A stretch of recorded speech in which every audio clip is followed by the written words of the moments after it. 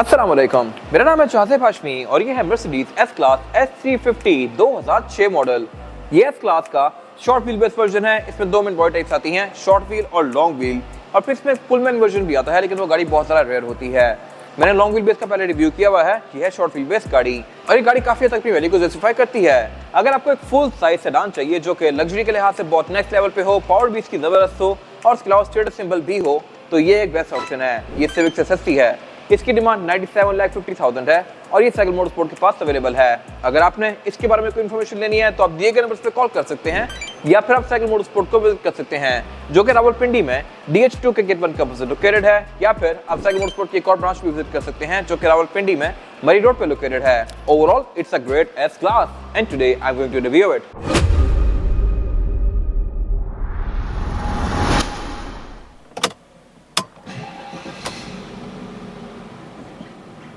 Let's start with the exterior of this car. Looks के लिहाज से ये गाड़ी सही ह्यूज है और इसके अलावा इसमें कट्स एंड कर्व्स बहुत ज़्यादा मैसिव दिए गए हैं। इसकी सही मैजेस्टिक और रॉयल सी फीलिंग आती है, बेशक आप इसको किसी भी एंगल से देखें। ये इसका प्री फेसलिफ्ट वर्जन है क्योंकि ये 6 मॉडल है। ये शेप इसकी 2006 से लेकर 2013 तक आई थी। इसको एक बार फेसलिफ्ट किया गया था 2010 में, जिसमें इसकी हेडलाइट्स में नीचे DRL दे दी गई थी। जो टेल लाइट्स हैं इसकी वो LED वाली आ गई थी, बट ये लुक भी इसका काफी खूबसूरत है। फिलहाल अगर बात कीजिए इसके फ्रंट पे दिए गए फीचर्स की, तो ये आज की मोस्टली कार से भी इसमें ज़्यादा ही फीचर आते हैं। इस तरह से कि इसमें पार्किंग सेंसर्स दिए गए हैं, हेडलाइट वॉशर दिए गए हैं, हेडलाइट इसकी प्रोजेक्शन लैंप के साथ हैं, और इसके अलावा इसकी बीम भी HID लगी हुई है। फॉग लैंप भी इसके LED में है। अगेन इस प्राइस पॉइंट की मोस्टली कार से ज्यादा ही फीचर्स हैं। बाकी वाइपर भी इसमें रेन सेंसिंग आते हैं। हेडलाइट इसमें ऑटोमेटिक फीचर के साथ आती हैं, यानी कि ये डे और नाइट को सेंस करके ऑटोमेटिकली ऑन और ऑफ होंगी।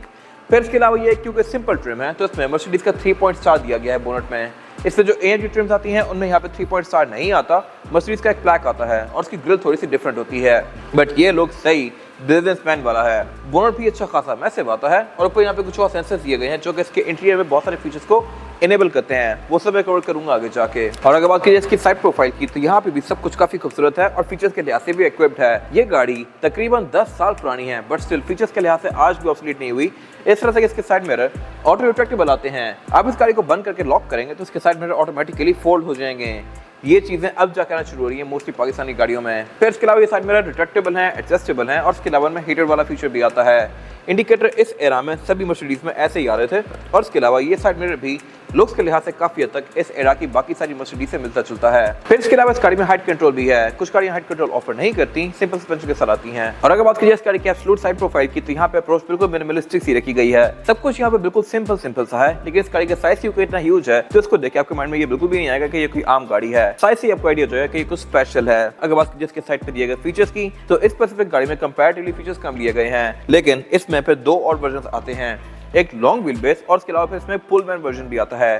पुलमैन बेसिकली लिमोजिन होती है, लॉन्ग व्हील बेस इससे 7 से 8 इंच ज़्यादा लंबी होती है बैक पे, और उसमें लेग रूम कंपैरेटिवली इससे बहुत ज़्यादा स्पेशियस होता है। बट ये गाड़ी भी कोई छोटी नहीं है, ये भी अच्छी खासी स्पेशियस है। फिलहाल अगर बात कीजिए गाड़ी के डोर्स की, तो ये बिल्कुल सिंपल से हैं। इनको अगर मैं बंद करता हूँ तो ये खुद बंद नहीं होंगे। इसमें सॉफ्ट क्लोज वाला फीचर ऑफर होता है, लेकिन वो आपको एड ऑन करवाना पड़ता है। इसमें नहीं लिया गया। इसका फायदा भी है, नुकसान भी है। नुकसान ये है बेसिकली कि इसमें से आपको कंपैरेटिवली लग्जरी थोड़ी सी कम फील होगी, लेकिन सॉफ्ट क्लोज अगर खराब हो जाए तो उसकी कॉस्ट ऑफ मेंटेनेंस बहुत ज्यादा है, तो इसमें वो फीचर क्योंकि है ही नहीं तो खराब भी नहीं होगा। फिर इसको अगर मैं लॉक अनलॉक करूंगा तो इसके साथ मेरे खुद फोल्ड अनफोल्ड होते हैं, जो कि इतनी पुरानी कार के लिहाज से एक काफी अहेड फीचर है अपने टाइम से। इसके अलावा अनलॉक करने पर इसकी फॉग लैंप्स ऑन हो जाती हैं, हर मर्सिडीज की तरह। क्रोम यहाँ पे काफी सारा दिया गया है, और ये स्पेसिफिक कार हार्ड टॉप है, यानी कि इसमें कोई पैनोरामिक या सनरूफ वगैरह नहीं दी गई। ये गाड़ी सनरूफ भी ऑफर करती है। और अगर बात कीजिए इस एंड की, तो ये भी इसका लुक्स के लिहाज से पूरी गाड़ी की तरह बहुत मैजेस्टिक है। फेंडर्स के थोड़े से बोस्टेड हैं, यानी कि बॉडी से बाहर आए हुए हैं, और इसके अलावा ये गाड़ी रियर व्हील ड्राइव है। इसमें ऑल व्हील ड्राइव वर्जन भी ऑफर होते हैं, और इसके अलावा इसमें फिर एक S63 वर्जन भी ऑफर होता है, जिसमें इंजन 6300 cc V8 आता है।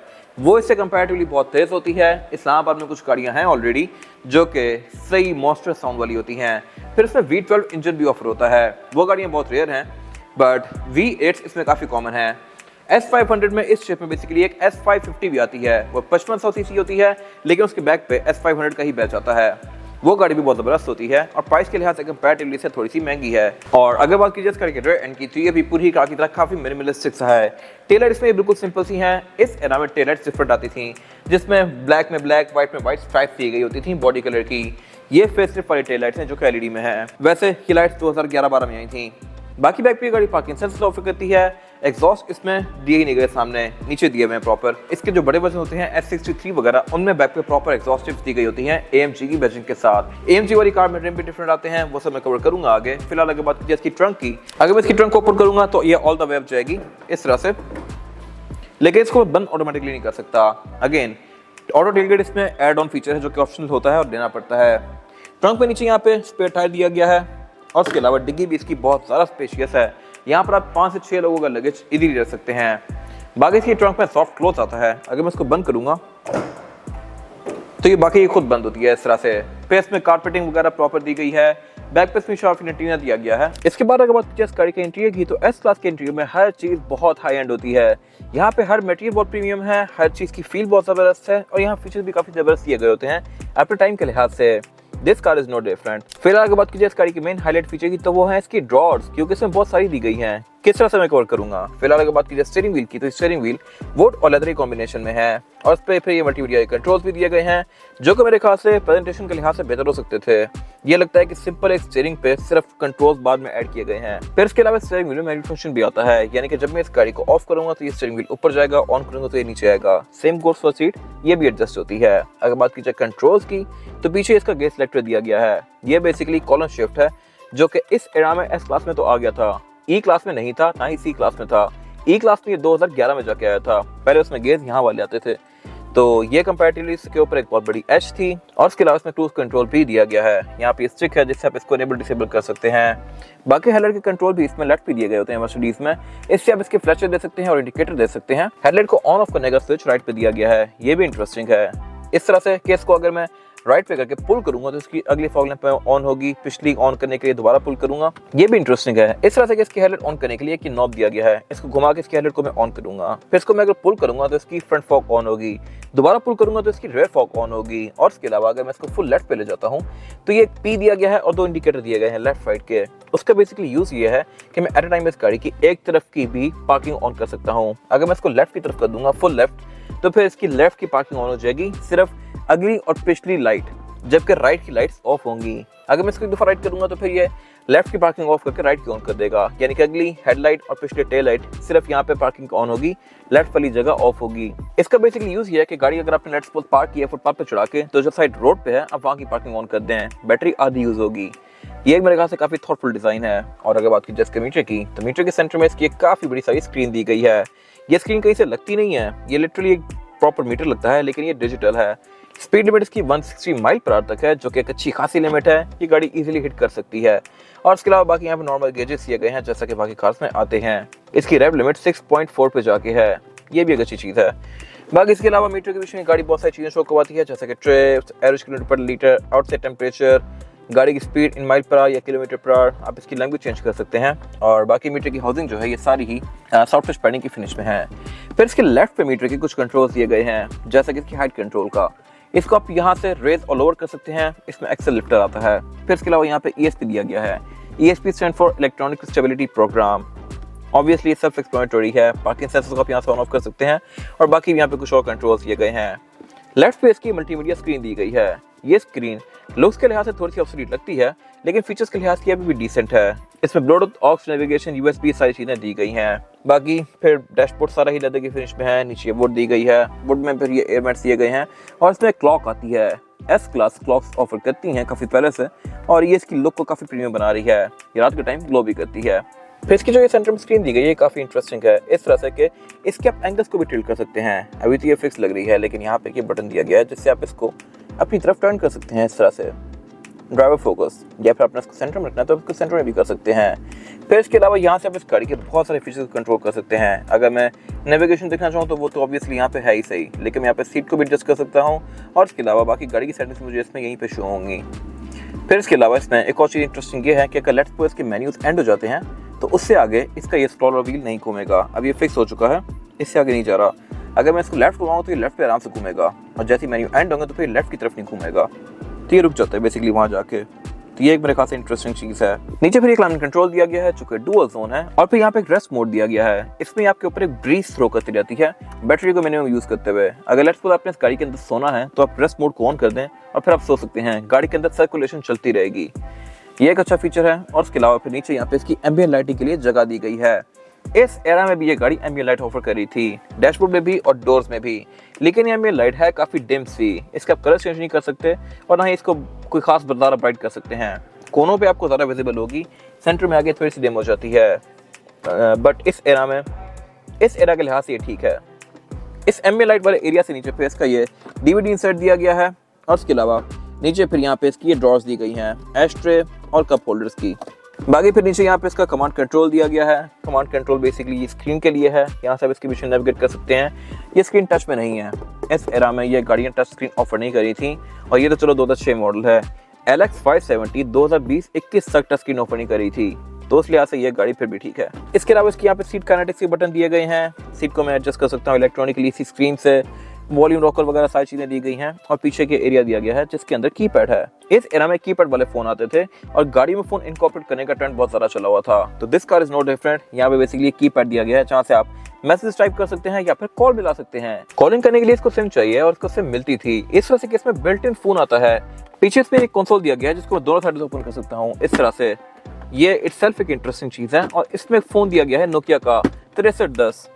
इसको मैं इस तरह से निकाल सकता हूँ और ये पोर्टेबल फोन है जो कि आप ऑफिस लेके जा सकते हैं, कहीं भी यूज कर सकते हैं।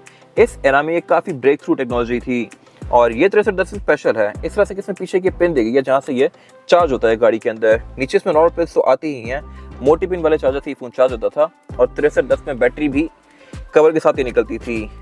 तो ये मेरे ख्याल से बहुत जबरदस्त फोन था अपने एरा का, तो इसमें ये फोन दिया गया है। बाकी इसके अलावा ये कंसोल तो फोन के लिए ही डेडिकेटेड है, लेकिन अगर आपको प्रॉपर यहाँ पे सामान रखना है तो उसके नीचे अलग से एक और जगह दी गई है। अगर मैं इस पूरे पैनल को उठा दूंगा तो फिर नीचे काफी बड़ी सारी ड्रॉर है और इसमें अच्छा खासा सामान इजीली एडजस्ट किया जा सकता है। फिर इसके अलावा अगर बात की जाए इसकी सीट्स की तो ये पूरी लेदर की फिनिश में है और ये आज तक इंटैक्ट है, कोई इसमें खास क्रैक्स वगैरह नहीं आए। ये गाड़ी केयर के साथ यूज की गई है। सीट्स ये इलेक्ट्रॉनिकली एडजस्टेबल हैं, इनमें थाई सपोर्ट, लंबार सपोर्ट, ये सारी चीजें आती हैं। इवन इसके हेडरेस्ट भी इलेक्ट्रॉनिक है जो कि इस टाइम के लिहाज से काफी अच्छी चीज थी। बाकी इसके अलावा अगर बात की जाए डोर्स की तो डोर में भी सेम लेदर कंटिन्यू किया गया है और आपको याद होगा मैंने पहले ड्रॉर्स की बात की थी। इस गाड़ी में काफी सारी ड्रॉर्स दी गई हैं इस तरह से कि इसके यहाँ पे तो ड्रॉर दी ही है जो कि अच्छी खासी बड़ी है, लेकिन इसमें डोर्स में भी आर्मरेस्ट के नीचे भी ड्रॉर्स आती हैं जिनको मैं इस तरह से अनलॉक कर सकता हूँ। नीचे यहाँ पे अच्छी खासी जगह दी गई है जहाँ पे मैं काफी सारा सामान रख सकता हूँ और अगर आपके लिए कम है तो फिर नीचे प्रॉपर ड्रॉर्स भी दी गई हैं। बाकी आर्मरेस्ट तक इसके अभी तक बिल्कुल इंटैक्ट हैं, सही पोजीशन में है। विंडो लॉकर इसके थोड़े से डिफरेंट है आम गाड़ियों से, इस तरह से कि आम गाड़ियों में एक ही बटन होता है जिसको ऊपर नीचे करेंगे। इसका विंडो लॉक थोड़ा सा डिफरेंट है इस तरह से कि अगर मैं इसको पीछे से नीचे प्रेस करूंगा तो फिर ये विंडो रोल डाउन होगी और अगर आगे से ऊपर प्रेस करूंगा तो फिर ये ऊपर की तरफ जाएगी। विंडोज इस गाड़ी में डबल ग्लेज आती हैं, यानी कि थिकनेस के लिहाज से ये आम गाड़ी की विंडो से डबल होती है। इन अदर वर्ड हम ये कह सकते हैं कि आम गाड़ी के दो शीशों को लेकर सैंडविच बना दिया जाता है और उससे बनती है इस गाड़ी की विंडो। इसका बेसिकली फायदा यह है कि इससे बाहर से शोर अंदर काफी कम आता है और अंदर की साउंड भी बाहर ना होने की बराबर जाती है, तो ये एक यूजफुल चीज है। बाकी साइड मिरर इसके रिट्रैक्टेबल हैं, एडजस्टेबल हैं, इनमें ऑटो वाला फीचर भी आता है। पार्किंग ब्रेक मर्सिडीज में यहाँ राइट पे दी गई होती है मोस्टली कार्स में। फिर इसमें हेडलाइट वॉशर भी आता है और अगर बात की जाए रूफ की तो वैनिटी मिरर इसमें ड्राइवर और पैसेंजर दोनों के लिए दिए गए हैं with lights. Rear view mirror auto dimming है 2006 में भी। रूफ इसकी ये सारी ही फिक्स ही है, इसमें कोई सनरूफ पैनोरामिक रूफ नहीं आई हुई।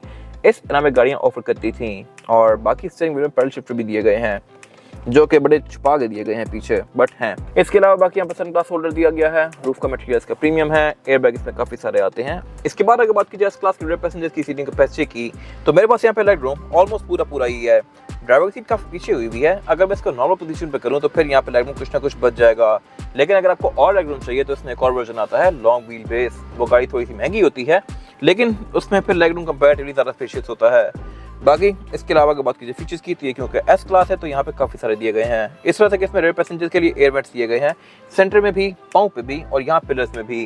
फिर इसमें सेंटर कंसोल आता है जिसको निकाल के इसके अंदर से मैं आर्मरेस्ट एक्सेस कर सकता हूँ, लेकिन इसमें क्लाइमेट कंट्रोल नहीं है। इसके जो बड़े वर्जन आते हैं वो क्लाइमेट कंट्रोल की 2 जोन्स भी ऑफर करते हैं बैक पे अलग से, तो वो ऑब्वियसली 350 में नहीं आता। बाकी यहाँ कप होल्डर्स दिए गए हैं वो भी 3 और इसके अलावा सेंटर कंसोल में की प्रॉपर ड्रॉर दी गई है जिसको खोल के मैं स्टोरेज एरिया एक्सेस कर सकता हूँ। इसके अंदर अल्कंटारा दिया गया है जो कि काफी प्रीमियम है और इसके अलावा इस कंसोल से पीछे यहाँ पे डोर बना हुआ है जिसको मैं ओपन करूंगा तो इसके अंदर कुछ भी नहीं है, ये एक स्टोरेज पॉकेट है। लेकिन जो इसके बड़े वर्जन आते हैं उनमें यहाँ पे पीछे फ्रिज भी आता है।